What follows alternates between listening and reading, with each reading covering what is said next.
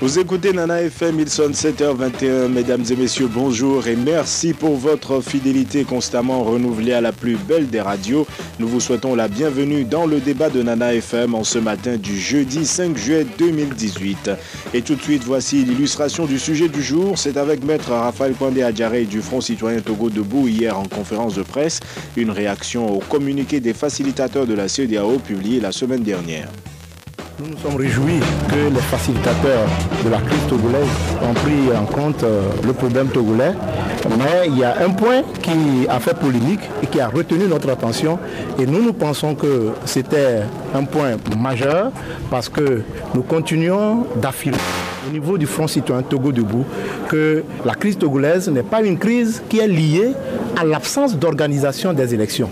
Mais c'est une crise qui est liée au déficit du cadre électoral et aux institutions qui sont impliquées dans le processus électoral et qui sont des institutions pour nous injustes et qui constituent d'ailleurs l'agenda du dialogue parce qu'on parle des réformes institutionnelles et constitutionnelles et nous pensons qu'il était une erreur grave, même si cette date a été donnée à titre indicatif, que les facilitateurs ou les chefs d'État de la CEDEAO puissent penser qu'il faut donner une date pour l'organisation des élections. En réaction au même communiqué, le groupe des 7 organisations de la société civile estime aussi dans un communiqué publié mercredi qu'il y a une contradiction sur le point de suspension et de la tenue des élections avant novembre. Et l'interrogation qui est la nôtre ce matin est la suivante. La voix de la société civile est-elle assez audible pour influencer la position de la CEDEAO face à la crise au Togo? Et pour en parler, nous sommes justement en studio avec celui que vous venez d'écouter, Maître Raphaël Kwande Adjaré, deuxième porte-parole du Front Citoyen Togo Debout. Bonjour Maître. Bonjour Antoine et bonjour à vos auditrices et vos auditeurs de la radio. Ce débat se fera justement avec ces auditeurs qui peuvent réagir dès maintenant via la page Facebook de Nana FM et dans une vingtaine de minutes par téléphone sur le 91 09 71 71 ou le 96 61 58 58. Avec Antoine Tété Omeni à la mise en onde, je m'appelle Antoine Afanou. La voix de la société civile est-elle assez audible pour influencer la position de la CEDEAO face à la crise au Togo? C'est le thème du jour. Alors, en écoutant votre réaction, Maître Raphaël Kwande Adjaré, on peut avoir envie de vous demander mais pourquoi tant d'engagement contre les facilitateurs? Après tout, ils ont réitéré qu'ils n'ont donné juste qu'une date indicative et Alpha Condé est revenu là-dessus. Ils n'ont pas appelé à des élections au Togo. Oui, pourquoi tant de réactions? D'abord, je voudrais commencer en disant que le Front Citoyen Togo Debout, et d'ailleurs la société civile togolaise dans son ensemble, a toujours félicité les facilitateurs par rapport à leur engagement. Le chef de l'État ghanéen, Nana Akufo-Addo, et le président guinéen, le professeur Alpha Condé, ont toujours reçu les sentiments de gratitude de tous les Togolais parce que ils s'y sont engagés, ils ont des affaires, c'est des chefs d'État qui ont un agenda bien nourri. Ils ont laissé une partie de cet agenda et ils sont venus pour résoudre un problème togolais. Je crois qu'il faut leur dire merci. Et on les salue également par rapport, lors du communiqué ayant sanctionné le 4e round, par rapport à leur demande de solder la libération des personnes interpellées dans les manifestations, de restaurer la liberté de manifestation qui est un droit constitutionnel sur toute l'étendue du territoire et notamment en levant l'état de siège de fait créé dans certaines villes de Mango, Bafilo, Kara, Sokodé et puis Lomé parce qu'on a des militaires, des gendarmes dans tous les coins de rue et donc ils ont posé le problème que rien ni le dialogue ne peut suspendre la liberté de manifestation qui est un droit constitutionnel. Vous savez que ce débat avait eu lieu par rapport à un communiqué, voilà. Donc je crois qu'aujourd'hui, dans le cadre du dialogue. Voilà, la liberté de manifestation a été réaffirmée et ils ont demandé la suspension des préparatifs unilatéraux du processus électoral. Bon, vous savez, nous voulons que tout s'arrange et nous savons que les Togolais ne sont pas sortis dans les rues le 19 août pour demander en quelque sorte la libération des personnes interpellées, la restauration de la liberté de manifestation et donc en quelque sorte la suspension du processus électoral en préparatif unilatéral. Mais beaucoup plus, quand les Togolais sont sortis, ils ont demandé fondamentalement les réformes institutionnelles et constitutionnelles.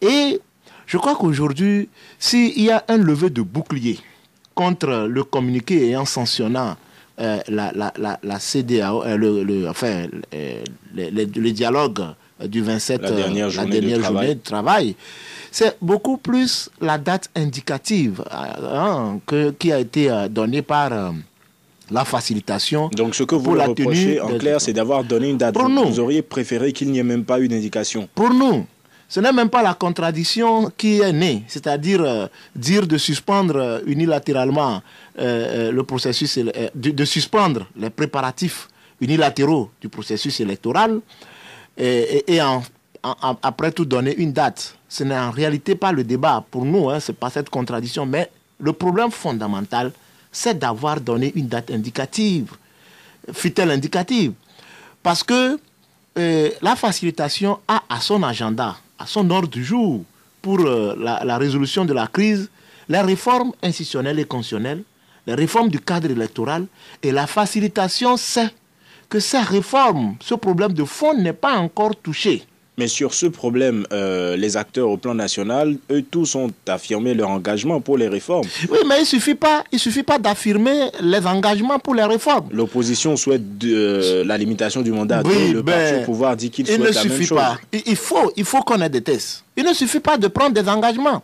Parce que au niveau du Front citoyen Togo Debout, nous avons rappelé et réaffirmé que la CEDEAO est en quelque sorte relicataire du peuple, au peuple togolais. Il doit au peuple togolais un certain nombre d'engagements qu'il avait fait prendre aux autorités en place, au pouvoir en place, et qui n'ont pas été mis en œuvre. Nous rappelons qu'en 2005, à la présidentielle d'avril 2004, après les centaines de morts, c'est la CEDEAO qui a appelé les Togolais, l'opposition togolaise, à chercher la résolution de cette crise qui était vraiment ouverte par voie légale et par voie de négociation. Et c'était à travers la voix du président de la commission de la CEDEAO à l'époque, M. Mohamed Ibn Chambas. Et à la suite, il y a eu des négociations qui ont conduit à un accord politique global. Cet accord politique global prévoit les réformes institutionnelles et constitutionnelles. Finalement, a accouché de la CVJR, et la CVJR, dans son rapport, a préconisé des réformes institutionnelles et constitutionnelles qui posent les conditions d'une alternance politique. Les réformes qui posent les conditions pour une alternance politique parce qu'on était, après de plus de 40 ans d'exercice calamiteux des affaires de l'État par un parti politique ou bien par un seul parti politique, et que nous avions à l'époque une gouvernance qui vraiment n'était pas celle-là, et que donc les Togolais avaient soif de changement, avaient soif de l'alternance. Et donc toutes les réformes devaient conduire à l'alternance politique. Mais malheureusement, depuis la signature de l'accord politique global, nous sommes aujourd'hui presque 12 ans, 12 années, et on va de report en report, de commission en commission, la PG, les dialogues. Nous sommes aujourd'hui au 28e dialogue. Et donc, il ne suffit pas de prendre des engagements, il faut mettre en œuvre les engagements pris. Et donc, c'est pourquoi nous avons dit que ce n'était vraiment pas possible que la CEDEAO ait en tête ce souvenir amer de 2005 et vienne au Togo, alors que nous sommes dans une crise. Encore nous rappelons que la crise togolaise, ce n'est pas l'absence d'organisation des élections. Si la crise togolaise était une absence d'organisation des élections, on aurait déjà résolu la crise togolaise. Mais aujourd'hui, n'est-il pas possible, avec le temps laissé par la CEDEAO, si l'on tient compte de cette date indicative, est-ce que le temps laissé ne suffit pas pour mettre en œuvre les réformes que vous venez de mentionner? Je prends un seul exemple. Quand l'OIF est venu pour apurer le fichier électoral, je crois que l'OIF a dit qu'il faut au moins 6 mois pour apurer ou bien pour, disons, auditer et rendre très propre le fichier électoral qui était tout doublé de doublons, de personnes décédées, etc. Donc, on n'a pas sorti les noms.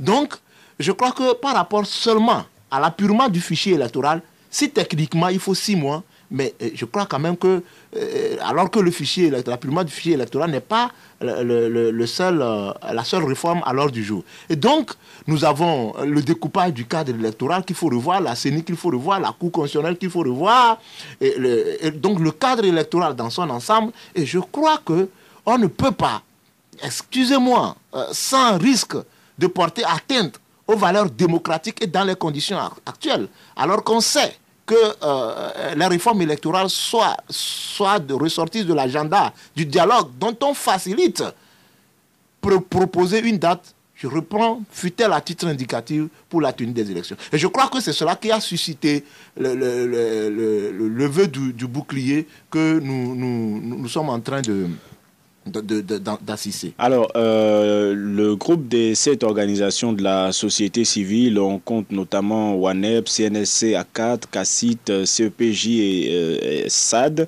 Ce groupe estime également que les réformes à mettre en œuvre avant des élections au Togo sont nombreuses. On évoque le découpage électoral, le mode de scrutin, la composition de la CENI, les garanties de l'indépendance des membres de la CENI et le droit de vote des Togolais de la diaspora. Vous êtes un peu sur la même longueur d'onde. Mais avant d'ouvrir le standard et de donner la parole aux auditeurs, d'autres organisations de la société civile estiment que le nombre de mois restants pourrait suffire à s'entendre et organiser les élections avant la fin de l'année. Mais quelles sont ces organisations de la société civile? Est-ce que ce qu'ils disent, est-ce qu'elles disent, est-ce que c'est vraiment... mais je crois quand même que... Bon, vous savez, aujourd'hui, les Togolais, nous sommes en train d'écrire l'histoire de notre pays. Et tout le monde est en train d'écouter ce que tous les acteurs sont en train de faire. Pour moi, avec ces réformes que nous avons, enfin, qui sont à l'agenda du dialogue, on ne peut pas sereinement mettre sur pied ces réformes sans une transition politique et déboucher en même temps sur l'organisation. Ce n'est pas possible. Pendant 4 mois, qu'est-ce qu'on peut faire en 4 mois? Qu'est-ce qu'on peut vraiment faire? Le découpage électoral, le fichier électoral, le cadre électoral. Quand Gilbert Bawara dit qu'ils vont converger toutes leurs forces, peut-être la convergence des forces pour accélérer les choses. Monsieur Gilbert Bawara n'a pas dit qu'il faut converger les forces pour organiser les élections. Mais pour organiser les élections, il faut converger les forces pour organiser les élections. Il n'a pas dit qu'il faut converger les forces pour faire des réformes. J'en suis désolé. Donc vous avez vu qu'au lendemain de ce communiqué, dont aujourd'hui on est en train les gens sont en train de commenter, d'interpréter, vous avez vu un peu la position d'UNI. Et là où les chefs d'État de la CEDEAO, la facilitation, voyaient un souhait, émettait un souhait, mais UNIR dans son communiqué parlait de la réaffirmation d'un impératif pour aller aux élections en novembre 2018. Et je voudrais d'abord, comme vous l'avez dit, remercier, c'est des camarades de travail, des camarades de lutte. On a eu une rencontre de concertation, je parle du groupe des 7 organisations de la société civile qui ont sorti ce communiqué. Et je rappelle que ce n'est pas une première. Déjà, au lendemain de la publication du communiqué du président de la Cour constitutionnelle, demandant au gouvernement et à la CENI de prendre des dispositions pour organiser les élections avant la fin de l'année 2018, je crois que le groupe des 7 organisations de la société civile a sorti un communiqué pour dire, et je crois que c'est la même chose au niveau du Front citoyen Togo Debout, et ensemble, on avait indiqué que l'article 52, alinéa 11, avait une disposition qui permettait à l'Assemblée nationale de rester en fonction, de continuer la législature en attendant l'élection ou l'adoption, ou enfin la prestation de serment d'une autre législature ou bien des représentations nationales qui soient élues. Donc, en réalité, après avoir réaffirmé cette disposition constitutionnelle qui permet à l'actuelle législature de rester dans le communiqué du dialogue, en réalité, ça suffisait qu'il faut désormais donc inviter les acteurs du dialogue non plus à donner ou bien à se précipiter pour organiser des élections, mais en réalité à mettre sur pied les réformes qui normalement assainissent le cadre électoral pour pouvoir maintenant faire les élections. Nous rappelons une fois encore que, vous savez, ce qui fait le malheur des Togolais, la plupart du temps, c'est à la suite des élections que nous connaissons des périodes sombres dans notre pays. Et ces élections sont parfois organisées de manière, le processus est engagé de manière unilatérale, et ensuite, c'est un processus émaillé de contestation et sur fond de tension, et beaucoup plus, c'est un processus biaisé d'avance et donc qui n'est pas accepté et fait de manière précipitée qui conduit à des tensions sociopolitiques. Alors, et donc, pour nous, au niveau du Front citoyen Togo Debout et donc au niveau même de l'ensemble de la société civile, il faut vraiment prendre du temps, pas du temps des années, non du tout, mais prendre un temps sérieux et marquer vraiment un arrêt pour dire que aujourd'hui, il ne sert à rien de se précipiter pour aller aux élections et créer une tension, ajouter à une crise, une autre crise, rentrer dans le cycle infernal, élection, contestation, répression, négociation, mais il faut marquer un arrêt. Et je crois que c'est en cela que nous avons interpellé la facilitation de la CEDEAO. Premièrement, que cette facilitation a un reliquat à devoir au peuple togolais par rapport à ce qui s'est passé en 2005, mais beaucoup plus. Si la facilitation de la CEDEAO, le Togo fait partie de cet espace communautaire, et aujourd'hui, c'est la CEDEAO. Au sein de la CEDEAO, le Togo est le seul pays à n'avoir pas connu l'alternance. Et nous pensons, en toute réalité, que si nous faisons partie de cet espace communautaire, qui se veut aujourd'hui par rapport à sa vision 2020, une CEDEAO des peuples, et non une CEDEAO des États, comme l'a dit le professeur Alpha Condé, ils ne sont pas un syndicat des chefs d'État. Nous voulons vraiment la preuve que la CEDEAO nous prouve qu'elle n'est pas un syndicat de chefs d'État et que la conférence des chefs d'État et de la CEDEAO, dans ce dossier togolais, est en train de passer un test de crédibilité aux yeux du peuple togolais, aux yeux des peuples africains, aux yeux des peuples du monde et aux yeux de l'histoire. Nous allons maintenant ouvrir le standard et voir ce que les Togolais en pensent. Le 91 09 71 71 ou le 96 61 58 58. À votre avis, la société civile est-elle assez audible pour influencer la position de la CEDEAO face à la crise togolaise? Sur la page Facebook de Nana FM, Stan Eugène Tchevi dit que la voix de la société civile est celle de tous les Togolais, donc elle est plus audible et la CEDEAO a intérêt à l'écouter. Un auditeur en ligne, allô? Oui, bonjour monsieur Artami. Bonjour monsieur Bankole, comment allez-vous? Je vais bien. Rapprochez le téléphone de votre bouche et allez-y, nous vous écoutons. Je vais bien. Allez-y. Bonjour à notre invité. Bonjour. Oui, mais monsieur Artami, je crois que petit à petit, la CEDEAO s'implique davantage dans la crise togolaise. Et les uns les autres, nous avons le devoir de nous resservir pour essayer de mettre en application les recommandations de la CEDEAO. Je crois que la polémique qui est née au lendemain de la dernière rencontre est recadrée. Je crois que le professeur Alpha Condé et le président guinéen a levé l'équivoque. Il n'y a plus de doute maintenant que la sérénité revienne dans la maison, dans la classe des partis politiques togolais. Chacun doit faire ce qui est nécessaire pour les bonnes organisations, n'est-ce pas, des élections à venir. Merci. Il n'est plus question d'aller dans la précipitation et la bonne foi des uns et des autres sera jugée par la CEDEAO. Nous vous disons merci, M. Bankole, d'avoir participé à ce débat. Alors, tant il y en a qui disent que la voix de la société civile, c'est la voix du peuple, il y en a qui estiment aussi que la voix de la société civile, notamment Kofi Legrand sur la page Facebook de Nana FM, que la voix de la société civile n'est pas du tout audible. La raison pour laquelle il le dit, je vous la dévoile dans quelques instants. Le temps de prendre cet autre auditeur en ligne. Allô? Oui, allô? Bonjour. Bonjour, monsieur le journaliste. C'est M. Amouzouvi? Oui. Allez-y, nous vous écoutons depuis Tocoin. Oui, mais la société civile, normalement, dans les autres États, c'est eux qui font tout. La CEDEAO est obligée d'écouter ce que dit la société civile parce que eux-mêmes savent que c'est les élections qui amènent beaucoup de grands conflits entre les Togolais. Il faut que toutes les conditions soient réunies. Ils ne peuvent pas donner une date indicative. Ça, c'est c'est une grande erreur de leur part. Maintenant, est-ce que vous pensez que la société civile est audible? Est-ce que leur voix porte? Est-ce qu'elle est prise en compte? Leur voix doit porter. Si la CEDEAO même sait que dans les autres États, par exemple au Burkina, au Sénégal et autres, la société civile a fait beaucoup de grandes choses. Donc vous pensez que leur position...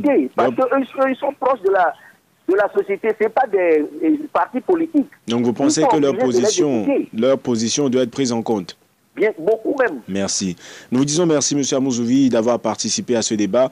Passez une bonne journée. Alors, Kofi Legrand dit que la voix de la société civile n'est pas du tout audible et ne sera pas entendue au niveau de la médiation parce qu'il dit qu'une société civile qui se contente juste de relayer les positions de l'une des parties à la crise sans faire de façon autonome ses propositions pour une sortie de crise se rend moins crédible au niveau de la médiation et par conséquent ne sera pas entendue. Qu'est-ce que vous en pensez? Oui, enfin, c'est sa manière de concevoir les choses. Mais de toutes les manières, comme il le dit, la société civile togolaise aujourd'hui a une proposition. Je voudrais quand même rappeler que le 15 juin 2018, un forum des forces vives du Togo a eu lieu, s'est tenu à Lomé, et il y avait la participation de plus d'une cinquantaine d'organisations de la société civile avec des personnalités indépendantes, des confessions, des représentants des confessions religieuses de la conférence des évêques du Togo, des églises presbytériennes de l'Assemblée de Dieu du Togo. Ensuite, il y a églises méthodistes et presbytériennes, vous voulez dire. Voilà. Et ensuite, nous avons, à l'issue de ce forum, adopté un mémorandum. Et je rappelle qu'il y avait aussi la participation de la diaspora, particulièrement Kodi Togo. Et ce mémorandum a été aujourd'hui remis à la facilitation, c'est-à-dire au médiateur de la crise. Et ensuite, nous avons traduit la version française en version anglaise que nous avons à tous les chefs d'État de la CEDEAO. Que ces propositions il me semble, s'aligner sur la position de l'une des parties.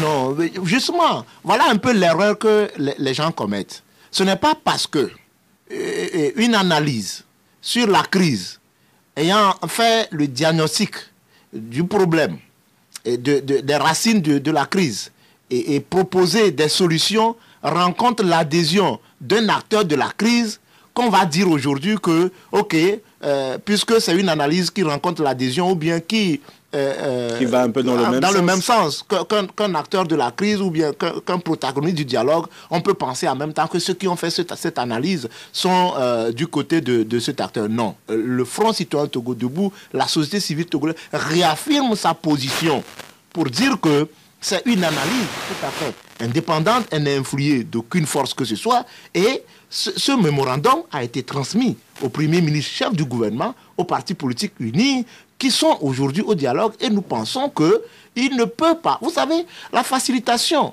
ne peut pas partir ex nihilo pour résoudre le problème togolais. Il faut savoir le mal de la racine, et ayant sur le mal de la racine, on peut maintenant proposer des solutions idoines pour la résolution de la crise, pour une sortie pacifique et durable de la crise. Parce qu'aujourd'hui, franchement, tel qu'on le propose, la crise togolaise ne doit pas être résolue par un schéma électoral sans réforme majeure du cadre électoral. Alors, dernière question posée par Kofi, il dit, qu'est-ce qui distingue votre proposition de celle de la coalition des 14 ? Je crois que quand il ne s'agit pas de poser la question de savoir qu'est-ce qui distingue notre proposition de la coalition, mais la question est de savoir est-ce que notre proposition, telle que nous l'avons faite, est-ce qu'elle répond aux aspirations profondes du peuple? C'est la première question. Est-ce que c'est une proposition qui est réfléchie et qui peut amener à sortir notre pays de manière pacifique de cette crise que nous vivons depuis près de 25 ans. Plus de 25 ans, je dis. C'est la seconde question. Et la dernière question, c'est de savoir aujourd'hui, lorsqu'on dit retour à la Constitution de 1992, et lorsqu'on parle des fondamentaux de la Constitution de 1992, tout n'est pas d'accord que ces fondamentaux puissent revoir droit de la cité. La limitation du mandat présidentiel avec en toile de fond, en aucun cas, nul ne peut exercer plus de 2 mandats. Je crois quand même que... Bon, c'est cela l'aspiration du peuple. Tout le monde sait que quand la commission Awanana a sillonné le Togo, c'est la réponse qu'on a donnée à la commission Awanana et c'était un autre référendum qui n'a pas dit son nom. Victor Couchon partage ce point de vue. Il estime que la société civile togolaise, c'est le peuple tout entier, c'est-à-dire la majorité des Togolais par rapport à la minorité. Un autre auditeur en ligne, allô? Allô? Bonjour. Bonjour. On vous appelle comment? Ouais, c'est Pélé. Pélé, allez-y, depuis Doula-Samé. Oh, oui. Bonjour l'invité. Bonjour, monsieur Pélé. Oui, bon, c'est pour dire que la CEDEAO voulait me dire qu'il faut aller à une élection sans réforme ou bien on ne sait pas. Ah non, la position a été clarifiée. Alpha Condé dit qu'ils n'ont pas appelé à des élections au Togo.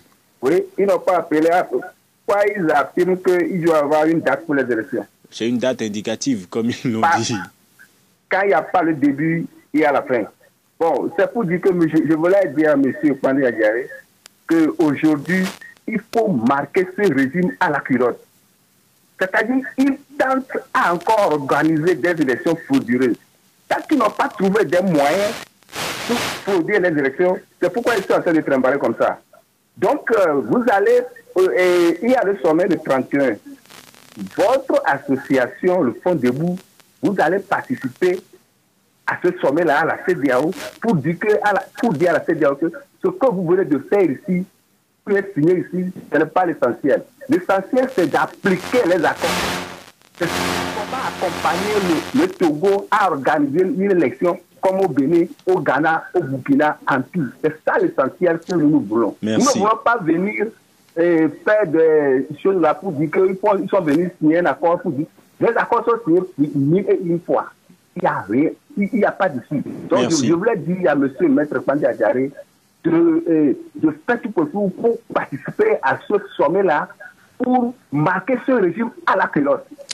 Merci M. Pélé d'avoir participé à ce débat. Passez une excellente journée. Il vous appelle à vous incruster, on va le dire ici, oui, je crois au sommet de la CEDEAO. C'est ce que nous avons commencé par faire en suivant vraiment de près, c'est vrai, le processus du dialogue et puis la crise et en rappelant la responsabilité historique que la CEDEAO a dans la résolution de cette crise. Nous disons que dans notre mémorandum, nous avons fait de la CEDEAO le garant de droit de l'accord qui sera signé ou bien de la feuille de route qui sera proposé pour la résolution. Et finalement, on a l'impression que toute la responsabilité repose sur la tête de la CEDEAO parce qu'il y en a même qui menacent la CEDEAO littéralement qu'elle sera responsable de ce qui arrivera. Après tout, le Togo est un État indépendant. Nous sommes un État indépendant, mais dès lors que nous avons accepté faire partie d'un espace, c'est que c'est vrai, je ne dirais pas qu'on a mis entre parenthèses une partie, on a cédé quand même une partie de notre souveraineté. Donc la CEDEAO porte le poids de la situation actuelle. Je pense que oui. Ce que la CEDEAO a fait en Guinée-Bissau, les dispositions, les sanctions que la CEDEAO a prises, je rappelle que c'est le chef de l'État actuel, le président fort Eswazimna Gnassingbé, qui est le chef de l'État en exercice de la CEDEAO, qui a pris ces sanctions. Et je crois que c'est la même chose qu'on peut faire pour que la démocratie, le respect des droits de l'homme et l'état de droit soient dans notre pays. Je rappelle que la CEDEAO elle-même a une vision. Et dans cette vision, la CEDEAO a voulu une société civile dynamique. Mais comment vous voulez une société civile dynamique si vous n'écoutez pas cette société civile? La société civile togolaise n'est pas venue sur la scène comme ça.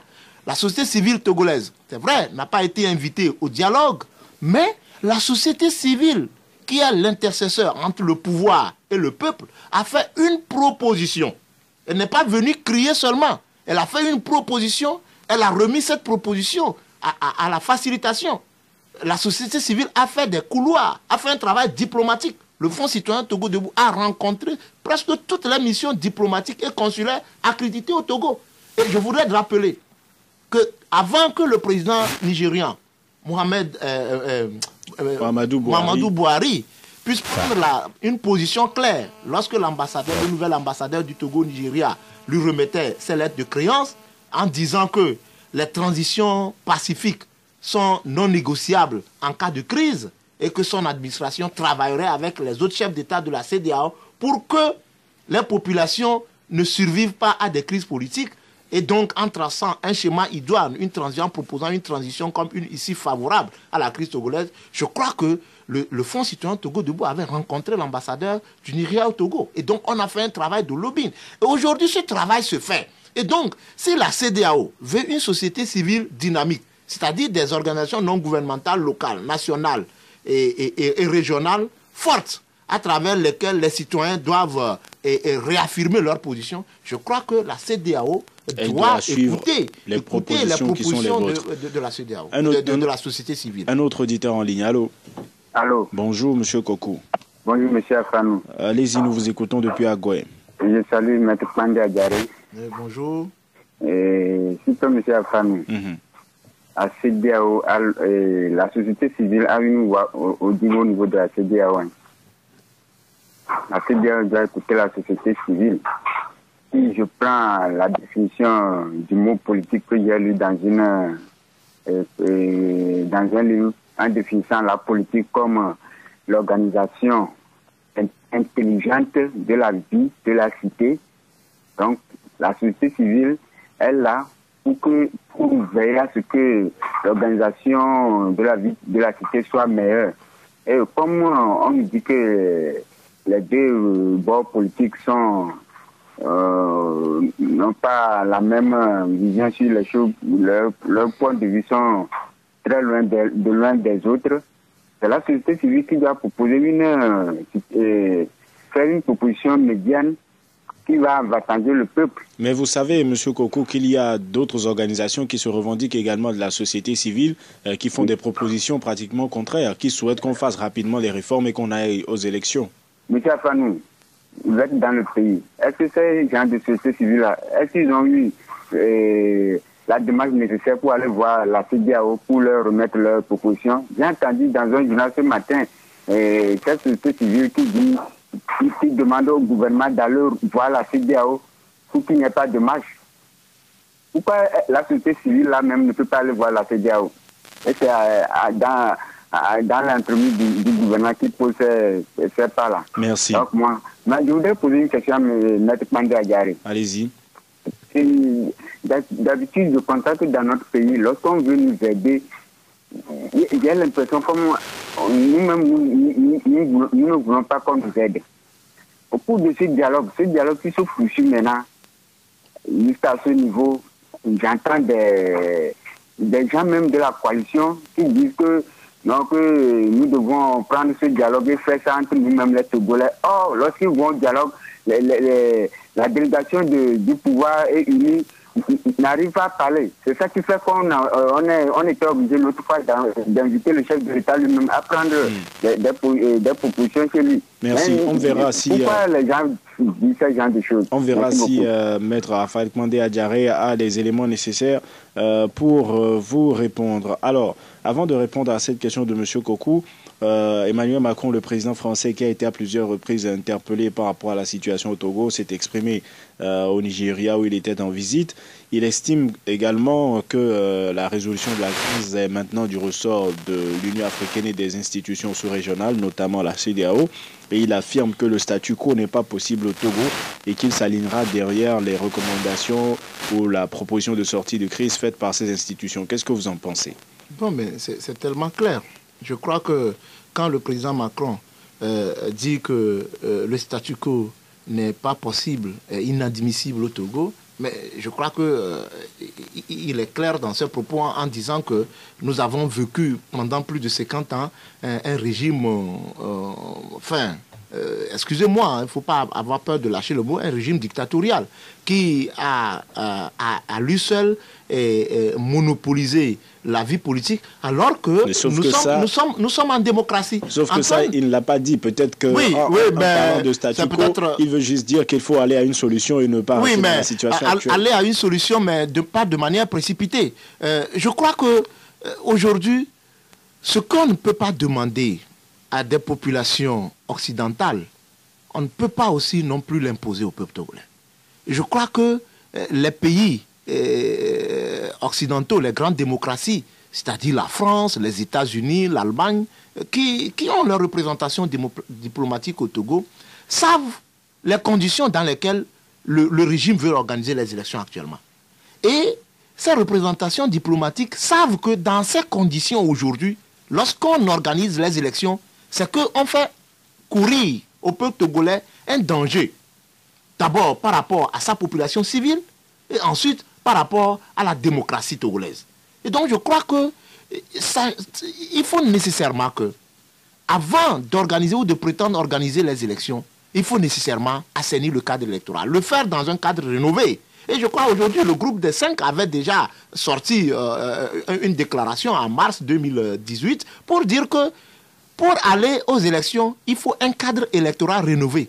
Mais aujourd'hui, on ne nous présente pas encore ce cadre électoral rénové. Et donc, le schéma pour la sortie de crise au Togo n'est pas un schéma électoral précipité. Nous allons prendre un dernier auditeur en ligne. Allô? Bonjour. Bonjour, on vous appelle comment? Monsieur Komi. Monsieur Komi, vous nous appelez depuis Zanguera. Allez-y, nous vous écoutons. J'aimerais poser une question avant d'aller sur l'appréciation. Est-ce qu'on peut avoir une société civile dans une dictature? C'est la question. On nous parle de transition.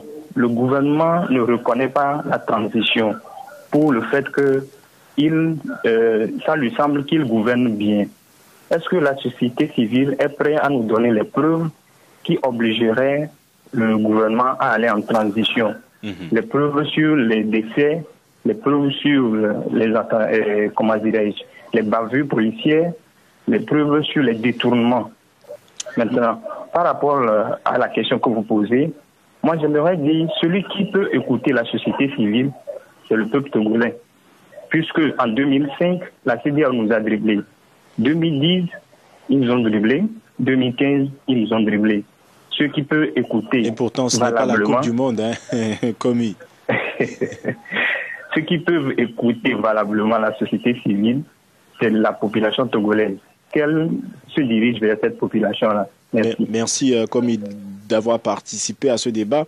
Passez une excellente journée. Alors, par rapport à la transition, aujourd'hui, si vous estimez qu'il faut faire les réformes avant d'aller aux élections, est-ce que ces réformes ne peuvent pas être mises en œuvre sous la présidence de Faure Gnassingbé avec les institutions actuelles? Pourquoi? Qu'est-ce qui justifie le besoin d'une transition? C'est la question que pose Komi. Oui, mais lui-même, il a donné les preuves de cette malgouvernance. Il a cité les noms, les bavures militaires, les détournements, etc. Il vous demande de les prouver. Non, mais tout le monde sait aujourd'hui, ce n'est pas une question de preuve. C'est palpable à l'œil nu. C'est pas nous qui l'avons dit. Le premier magistrat, le chef de l'État lui-même, il a dit qu'il y a une minorité qui accapare les richesses de l'État et qu'il a parlé même de la surfacturation.